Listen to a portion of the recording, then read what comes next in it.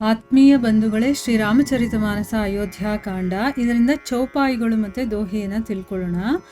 ಸುನತ್ ಜನಕ್ ಆಗವನು ಸಬು ಹರಶಿವು ಅವಧ ಸಮಾಜು ರಘುನಂದನಹಿ ಸಕೋಚ್ ಬಡ್ ಸೋಚ್ ಬಿಬಸ್ ಸುರ ರಾಜು ಗರಯಿ ಗಲಾನಿ ಕುಟಿಲ್ ಕೈಕಯಿ ಕಾಹಿ ಕಹೈ ಕೇಹಿ ದೂಷನು ದೇಯಿ अस मन आनी मुदित नर नारी भयउ बहोरी रहब दिन चारी यही प्रकार गत बासर सोऊं प्रात नहान लाग सब कोऊं करी मज्जनु पूजहि नर नारी गणप गौरी त्रिपुरारी तमारी रमा रमन पद बंदी बहोरी बिनवहि अंजुली अंचल जोरी राजा राम जानकी रानी आनंद अवधि अवध रजधानी सुबह बसवु फिरी सहित समाजा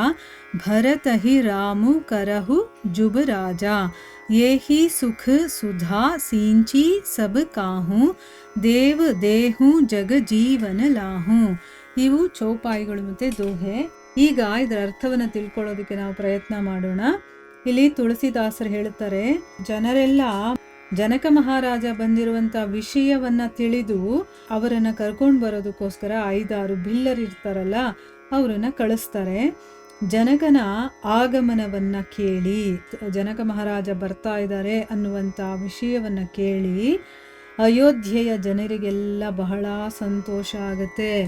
ಯಾಕಂದರೆ ಈಗ ಅವರು ಬಂದರು ಅಂತಂದರೆ ಇನ್ನೂ ಸ್ವಲ್ಪ ದಿವಸ ಇಲ್ಲೇ ಇರಬಹುದು, ಅಥವಾ ರಾಮನನ್ನ ಅಯೋಧ್ಯೆಗೆ ಕರ್ಕೊಂಡು ಹೋಗೋದಕ್ಕೆ ಅವರು ಕೂಡ ಒಪ್ಪಿಸ್ತಾರೆ. ಯಾರು ತಾನೇ ತನ್ನ ಮಗಳು ಅಳಿಯ ಎಲ್ಲ ಕಾಡಲ್ಲಿರೋದಕ್ಕೆ ಇಷ್ಟಪಡ್ತಾರೆ ಅಲ್ವಾ? ಹೇಗೋ ನಾವಿನ್ನೂ ಸ್ವಲ್ಪ ದಿವಸ ರಾಮನ ಹತ್ರ ಇರ್ಬೋದು ಮತ್ತು ರಾಮನನ್ನು ಅಯೋಧ್ಯೆಗೆ ಕರ್ಕೊಂಡು ಹೋಗಬಹುದು, ಅದಕ್ಕೊಂದು ಏನೋ ಒಂದು ಸಮಾಧಾನ ಸಿಕ್ಕದಂಗೆ ಆಯ್ತು ಅವರಿಗೆ. ಶ್ರೀರಾಮನಿಗೆ ತುಂಬ ಸಂಕೋಚ ಆಗುತ್ತೆ. ಈಗ ಹೇಗೋ ಭರತ ಒಪ್ಕೊಂಡಿದ್ದ, ನಾನು ಹೇಳ್ದಾಗ ಕೇಳ್ತೀನಿ ಅಂತಂದ್ಬಿಟ್ಟು, ಈಗ ಮಾವ ಬೇರೆ ಬರ್ತಾ ಇದ್ದಾರೆ, ಅವ್ರು ಏನು ಹೇಳ್ತಾರೋ ಹೇಗೋ ಅಂತಂದ್ಬಿಟ್ಟು ಅವನಿಗೆ ಸ್ವಲ್ಪ ಸಂಕೋಚ ಆಗುತ್ತೆ. ದೇವೇಂದ್ರನಿಗಂತೂ ಎಲ್ಲಿಲ್ಲದ ಯೋಚನೆ ಆಯಿತು. ಅಂದರೆ ಈಗ ದೇವೇಂದ್ರ ಭರತ ಹೇಗೋ ಸಮಾಧಾನವಾಗಿದ್ದ ಅಂತ ಅಂದ್ಕೊಳ್ತಾ ಇದ್ದ, ಅಷ್ಟರಲ್ಲಿ ಇವಾಗ ಜನಕ ಮಹಾರಾಜ ಬಂದರು ಅಂತಂದರೆ ಈಗ ಕೆಲಸ ಕೆಡುತ್ತೆ ಅಂತ ಅಂದ್ಬಿಟ್ಟು ಅಂದ್ಕೊಳ್ತಾ ಇದ್ದಾರೆ. ಕುಟಿಲ ಕೈಕೇಗಂತೂ ಮನಸ್ಸಲ್ಲೇ ಗ್ಲಾನಿಯಿಂದ ಕರಗಿ ಹೋಗ್ತಾಳೆ.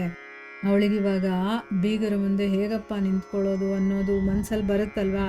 ಯಾಕೆ ಅಂತಂದರೆ ಸೀತೆ ಅಂತಂದರೆ ಜನಕ ಮಹಾರಾಜನಿಗೆ ತುಂಬ ಇಷ್ಟ. ಅವಳನ್ನ ಅಷ್ಟು ಕೋಮಲವಾಗಿರುವಂಥವಳು, ಅಷ್ಟು ಚೆನ್ನಾಗಿ ಸಾಕಿರ್ತಾರೆ. ಈಗ ಕಾಡಿಗೆ ಬರೋದಕ್ಕೆ ಇವರೇ ಕೈಕೇನೆ ಕಾರಣ ಅಂತ ಗೊತ್ತಾದರೆ, ಮತ್ತು ನಾನು ನಡ್ಕೊಂಡಿರುವಂಥ ರೀತಿಯಿಂದ ಹೇಗೆ ಅವರು ಮುಂದೆ ಹೋಗಿ ನಿಂತ್ಕೊಳ್ಳೋದು ಅನ್ನೋ ರೀತಿ ಅವಳಿಗೊಂಥರ ಮನಸ್ಸಲ್ಲಿ ತುಂಬ ಬೇಜಾರಾಗ್ತಾ ಇದೆ. ಮತ್ತು ಅವಳು ಮನಸ್ಸಲ್ಲೇ ಕೊರಗುತ್ತಾ ಇದ್ದಾಳೆ, ಅಯ್ಯೋ ಈ ರೀತಿ ಮಾಡಬಾರ್ದಾಗಿತ್ತು, ನಾನು ಈ ರೀತಿ ಎಲ್ಲ ನನ್ನಿಂದ ಆಗೋಗಿದೆಯಲ್ಲ ಅಂತಂದ್ಬಿಟ್ಟು. ಆಮೇಲೆ ಅವಳು ಅಂದ್ಕೊಳ್ತಾ ಇದ್ದಾಳೆ, ನನ್ನ ಒಂದು ಕೆಲಸದಿಂದ ಏನೆಲ್ಲ ನಡೀತಾ ಇದೆ ಇದಕ್ಕೆಲ್ಲ ನಾನೇ ಕಾರಣ ಅಂತಂದ್ಬಿಟ್ಟು ವ್ಯಥೆ ಪಡ್ತಾ ಇದ್ದಾಳೆ. ಆದರೆ ಅವಳು ತನ್ನ ಮನೋವ್ಯಥೆಯನ್ನು ಯಾರಲ್ಲಿ ತಾನೇ ತೋಡ್ಕೊಳ್ಳೋಕ್ಕಾಗುತ್ತೆ? ಯಾಕಂದರೆ ಎಲ್ಲರೂ ಅವಳನ್ನು ಅಪರಾಧಿಯ ಸ್ಥಾನದಲ್ಲಿ, ಯಾಕಂದರೆ ಅವಳು ಮಾಡಿರೋ ಕೆಲಸನೇ ಆಗಿದೆ. ಸೊ ಎಲ್ಲರೂ ಅವಳನ್ನು ನಿಂದನೆ ಮಾಡ್ತಾ ಇದ್ದಾರೆ. ಆದರೆ ಅವಳ ಮನಸ್ಸಲ್ಲಿ ಏನಾಗ್ತಾ ಇದೆ ಅಂತ ಅವಳಿಗೆ ಮಾತ್ರ ಗೊತ್ತಿರೋದು. ಅವಳು ತನಗಾಗ್ತಾ ಇರುವಂತಹ ನೋವನ್ನು ಅಥವಾ ಆ ಒಂದು ತೊಂದರೆ ಕಷ್ಟವನ್ನು ಬೇರೆ ಯಾರ ಹತ್ರನೂ ತೋರಿಸ್ಕೊಳಕ್ಕಾಗ್ತಾ ಇಲ್ಲ, ಅಥವಾ ಹೇಳ್ಕೊಳಕ್ಕಾಗ್ತಾ ಇಲ್ಲ.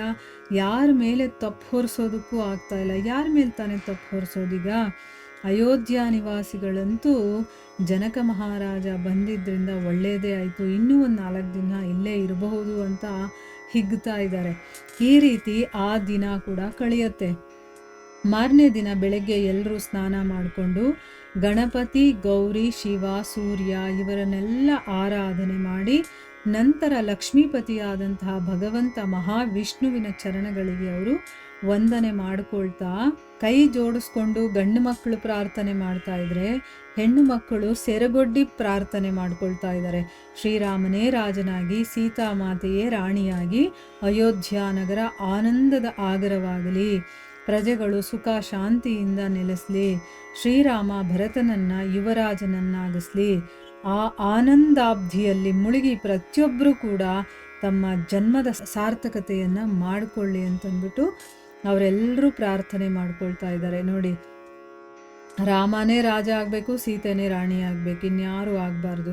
ಅವರಿಬ್ಬರು ಅಯೋಧ್ಯೆಗೆ ಬಂದರೆ ಆನಂದ ತುಂಬಿ ತುಳುಕಾಡುತ್ತೆ, ಪ್ರಜೆಗಳು ಸುಖ ಶಾಂತಿಯಿಂದ ನೆಲೆಸ್ತಾರೆ ಅಂತಂದ್ಬಿಟ್ಟು ಅವರು ಪ್ರಾರ್ಥನೆ ಮಾಡ್ಕೊಳ್ತಾ ಇದ್ದಾರೆ. ಮತ್ತು ಶ್ರೀರಾಮ ಭರತನನ್ನು ಯುವರಾಜನನ್ನಾಗಿ ಮಾಡಲಿ.